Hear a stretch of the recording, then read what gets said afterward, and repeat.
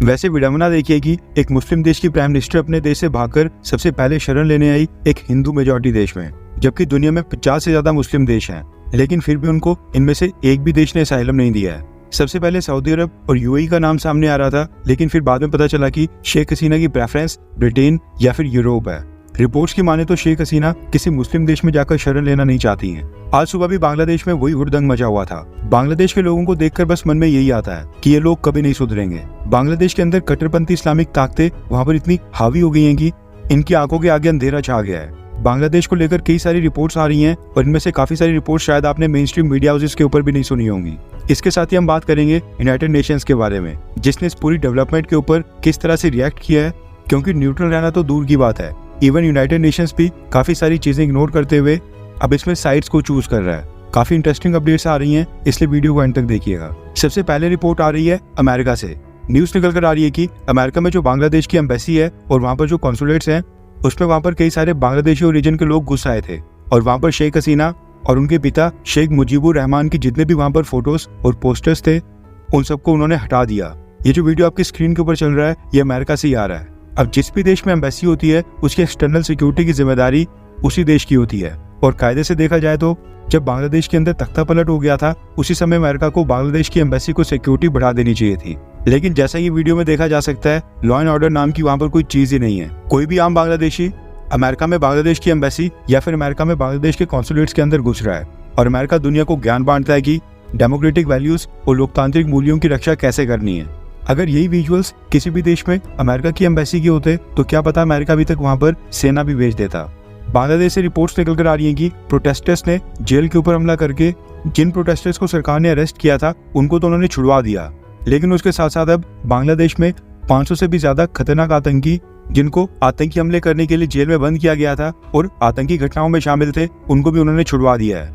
शेख हसीना की सरकार के साथ भारत के काफी अच्छे रिलेशंस थे, इसलिए आतंकी घटनाओं के पीछे वहां पर जो कोई भी लोग होते थे, शेख हसीना उनके ऊपर कड़ी कार्रवाई करती थी। अब ये 500 से ज्यादा आतंकी भारत के लिए बहुत ही बड़ी सरदर्द बनने वाले हैं। ये पहले भी भारत में आतंकी हमले करने की कोशिश करते थे और अब आज के बाद फिर से भारत के लिए बड़ा सिक्योरिटी चैलेंज खड़ा हो गया है।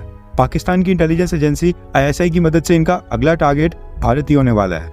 बांग्लादेश की ex prime minister Sheikh Hasina Bangladesh air force के जिस C-130J मिलिट्री ट्रांसपोर्ट एयरक्राफ्ट में बांग्लादेश से भारत आई थी, वो आज सुबह 9 बजे हिंडन एयरबेस से वापस से बांग्लादेश चले गया है। लेकिन शेख हसीना हिंडन एयरबेस के ऊपर ही रुकी हैं। माना जा रहा है कि शेख हसीना को अभी तक किसी भी वेस्टर्न देश ने असाइलम नहीं दिया है। उनकी सबसे पहली चॉइस थी यूनाइटेड किंगडम यानी कि ब्रिटेन, लेकिन ब्रिटेन की सरकार ने मना कर दिया है।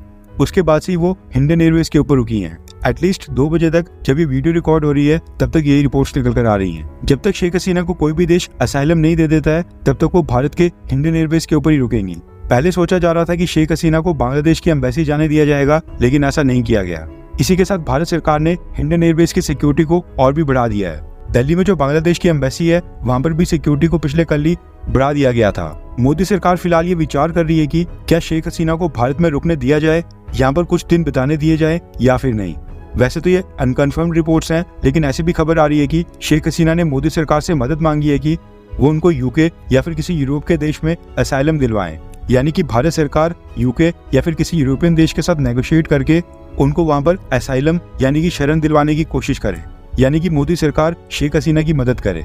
इसके साथ ही बांग्लादेश के आर्मी चीफ वकरुज़्ज़मान के बारे में भी कुछ खबर आ रही है। बांग्लादेश के ex prime minister Sheikh Hasina ने इस इंसान के ऊपर पूरा विश्वास करके अपनी जिंदगी की सबसे बड़ी गलती की होगी, क्योंकि इस इंसान को बांग्लादेश का आर्मी चीफ शेख हसीना ने बनाया था। और जब समय आया देश की लोकतांत्रिक व्यवस्था को बचाने का, शेख हसीना को डिफेंड करने का, तो इसने उल्टा शेख हसीना को ही 45 मिनट का टाइम देकर देश छोड़ने के लिए कह दिया। यहाँ तक कि शेख हसीना को लास्ट बार एक स्पीच भी रिकॉर्ड करने नहीं दी गई। दरअसल वकीरुज़्ज़मान के बारे में कहा जा रहा है कि ये शेख हसीना का रिश्तेदार था। वकीरुज़्ज़मान की वाइफ शेख हसीना की कजन है। आर्मी चीफ बनने से पहले ये प्राइम मिनिस्टर ऑफिस के अंडर आर्म्ड फोर्सेस डिवीजन का प्रिंसिपल स्टाफ ऑफिसर भी रहा था। शेख हसीना को इस पर काफी भरोसा था, इसलिए इसको प्रमोट करके शेख हसीना ने अपना आर्मी चीफ तक बनाया था, ताकि एटलीस्ट बांग्लादेश आर्मी शेख हसीना के साथ खड़ी रहे। लेकिन शायद ये उनकी किस्मत में नहीं लिखा था। न्यूज निकल कर आ रही है कि भारत की सभी एयरलाइन कंपनीज ने बांग्लादेश आने जाने वाली सभी फ्लाइट्स को कैंसिल करने का फैसला किया है। लैंड बॉर्डर्स तो खैर पहले से बंद है, पूरे बांग्लादेश में केओस है, जिसकी वजह से वहाँ पर भारत के जो 6000 लोग फंसे हैं वो वहीं पर रुक गए हैं, या फिर ये कह लो कि रुकने के लिए मजबूर हो गए। और अब उनका भारत वापस आना काफी मुश्किल है। वहीं पर दूसरी तरफ यूनाइटेड नेशंस ने भी बांग्लादेश की सिचुएशन के ऊपर कमेंट किया है। यूनाइटेड नेशंस के सेक्रेटरी जनरल एंटोनियो गुटेरेस के स्पोक्स पर्सन ने एक स्टेटमेंट जारी की है जिसमें उन्होंने कहा कि यूनाइटेड नेशंस इस घड़ी में बांग्लादेश के लोगों के साथ खड़ा है और ये मांग करता है कि बांग्लादेश के लोगों के ह्यूमन राइट्स यानी कि मानव अधिकारों का सम्मान किया जाना चाहिए और डेमोक्रेटिक ट्रांजिशन शांतिपूर्ण तरीके से होना चाहिए। इसके साथ ही अभी तक बांग्लादेश में वहाँ पर जो भी वायलेंस हुई है और पिछले कुछ हफ्तों में 300 लोग मारे गए हैं, उसकी इंडिपेंडेंट, इम्पार्शियल और ट्रांसपेरेंट तरीके से फुल इन्वेस्टिगेशन होनी चाहिए। यानी कि यूनाइटेड नेशंस संयुक्त राष्ट्र चाहता है कि गवर्नमेंट के ऑर्डर्स के ऊपर बांग्लादेश की पुलिस ने लॉ एंड ऑर्डर सिचुएशन को संभालने के लिए वहाँ पर जो भी मेजर्स उठाए थे, उस दौरान जिन भी प्रोटेस्टर्स की जान गई है उनकी जांच होनी चाहिए और लॉ एनफोर्समेंट ऑफिसर्स के ऊपर कार्रवाई होनी चाहिए। यूएन स्पोक्स पर्सन ने आगे कहा कि शेख हसीना गवर्नमेंट ने बांग्लादेश को निराशा में डाल दिया था, अब इसको बनाने में बहुत ही मेहनत करनी पड़ेगी, लेकिन सबसे ज्यादा जरूरी है कि बांग्लादेश आर्मी ह्यूमन राइट्स यानी कि मानव अधिकारों का सम्मान करे। यूनाइटेड नेशंस के स्पोक्स पर्सन ने यहाँ पर सीधा शेख हसीना गवर्नमेंट को टारगेट किया था। यूनाइटेड नेशंस के बाद कनाडा की तरफ से भी एक रिएक्शन आ गया है और कनाडा ने भी अमेरिका और ब्रिटेन की तरह उन्हीं की भाषा में शेख हसीना गवर्नमेंट को टारगेट किया है। कनाडा ने कहा है कि बांग्लादेश में जो प्रोटेस्ट चल रहे थे उसके ऊपर जो लीथल फोर्स का इस्तेमाल किया गया, प्रोटेस्टर्स को वहां पर जो अरेस्ट किया गया, हत्या, टॉर्चर और ह्यूमन राइट वायलेशंस हुई, उसकी हम कड़े शब्दों में निंदा करते हैं। अब जो बांग्लादेश में ट्रांजिशन होनी है और बदलाव आना है वो रूल ऑफ लॉ और लोकतांत्रिक मूल्यों के मद्देनजर होना चाहिए। अब आप खुद ही सोचिए कि America, Britain, Canada, Germany, United Nations और यहाँ तक कि कई सारे एनजीओस ने अभी तक बांग्लादेश के क्राइसिस के ऊपर कई सारी स्टेटमेंट्स जारी कर दी हैं, लेकिन इनमें से किसी ने भी ये नहीं कहा है कि बांग्लादेश में जो माइनॉरिटीज हैं उनकी सेफ्टी को सुनिश्चित किया जाए।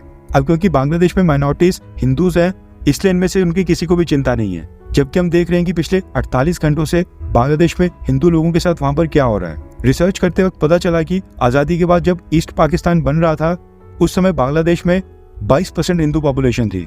उसके बाद 1974 आते आते ये घट के 13% रह गई और आज की डेट में कहा जाता है कि बांग्लादेश में केवल 8% पॉपुलेशन वहां पर हिंदू धर्म से है, टू बी प्रिसाइज 7.95%। लेकिन इसके लिए किसी को भी परेशानी नहीं हो रही है। अब देखा जाए तो बांग्लादेश में इस समय 4 फोकल पॉइंट्स हैं। पहला बांग्लादेश आर्मी, दूसरा जमाते इस्लामी और बाकी के कट्टरपंथी इस्लामिक संगठन, उसके बाद ओपोजिशन की मेन बांग्लादेशी नेशनलिस्टिक पार्टी और चौथा स्टूडेंट लीडर्स। ये तो खैर बाद में जमाते इस्लामी और बाकी कट्टरपंथी संगठन भी इस प्रोटेस्ट में जुड़ गए थे, लेकिन उससे पहले सरकारी नौकरी में आरक्षण के खिलाफ जिन स्टूडेंट लीडर्स ने बांग्लादेश में प्रोटेस्ट शुरू किया था वो भी अब वहाँ पर एम्बिशियस हो गए हैं और सरकार में हिस्सेदारी चाहते हैं। स्टूडेंट लीडर्स ने कहा है कि वो आर्मी रूल को रिजेक्ट करते हैं, यानी कि अगर आर्मी रूल लगता है तो इसी तरह से आगे भी प्रोटेस्ट करते रहेंगे और विरोध करेंगे। इसके साथ ही बांग्लादेश आर्मी भी इतनी डरी हुई है कि स्टूडेंट लीडर्स की हर एक डिमांड को मान रही है। काफी सारी वीडियोस आ रही हैं जिनमें बांग्लादेश आर्मी पर्सनल से बांग्लादेश के लोगों का साथ देते दिखाई दे रहे हैं। खैर, वैसे देखा जाए तो भारत की विदेश नीति काफी सिक्योर हाथों में है। तालिबान के आने के बाद भी हमें लगा था कि वो पाकिस्तान के साथ मिलकर भारत का नुकसान करेंगे, लेकिन हुआ उसके उल्टा। आज तालिबान पाकिस्तान को ही टारगेट कर रहा है। तहरीक तालिबान पाकिस्तान टीटीपी को सपोर्ट कर रहा है, जबकि भारत के साथ तालिबान के काफी अच्छे रिश्ते हैं। उम्मीद है कि बांग्लादेश में जो नई सरकार बनेगी उसे भी एहसास होगा कि साउथ एशिया में भारत की एक लौती पावर है जिसके साथ रिलेशनशिप्स खराब करने उनके देश के लिए नुकसानदेही होगा। आज के लिए बस इतना ही। जय हिंद, वंदे मातरम।